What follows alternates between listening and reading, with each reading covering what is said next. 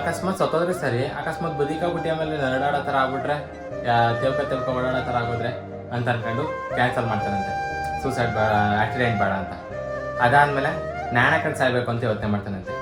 ಅದಾದಮೇಲೆ ನಾಣ್ಯ ಹಾಕೊಂಡು ಏನಾರು ಅಕಸ್ಮಾತ್ ನಾನು ಫ್ಯಾನ್ಗೆ ಹಾಕೊಂಡು ಫ್ಯಾನಿಂದ ಕೆಳಗಡೆ ಬಿದ್ದು ನಾನು ತಲೆಬುಂಡೆಗೆ ಹೊಡೆದು ಏನಾರು ತಲೆಬುಂಡೆ ಏನಾರು ಏಟಾಗ್ಬಿಟ್ಟು ನಾನು ಬದುಕಾಗ್ಬಿಟ್ರೆ ಅವ್ರ ಜೀವನ ಪರ್ಯಂತ ತಲೆನೋವಲ್ಲೇ ಸಾಯ್ಬೇಕಲ್ಲಪ್ಪ ಅಂದ್ಬಿಟ್ಟು ಯೋಚನೆ ಮಾಡ್ತಾನಂತೆ.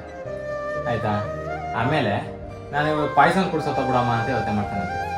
ಅದಾದಮೇಲೆ ಏನಂತಂದರೆ ಅಕಸ್ಮಾತ್ ನಾನು ಪಾಯ್ಸನ್ ಕುಡಿದಿರೋದು ಮನೆಯವ್ರಿಗೆ ಗೊತ್ತಾಗಿ ಎಲ್ಲಿ ನಾನು ಕರ್ಕೊಂಡು ಹೋಗ್ಬಿಟ್ಟ ಮೇಲೆ ಗಂಟೆಗೆಲ್ಲ ಪೈಪ್ ತುರ್ಕಿ ಆ ಪಾಯ್ಸನ್ ತೆಗಿಯೋಕೆ ನನಗೆ ಹಿಂಸೆ ಕೊಡ್ತಾರೋ ಆ ಕಷ್ಟ ಯಾರು ಅನ್ಭವಿಸ್ತಾರೆ ಅಂದ್ಬಿಟ್ಟು ಯೋಚನೆ ಮಾಡ್ತಾನಂತೆ.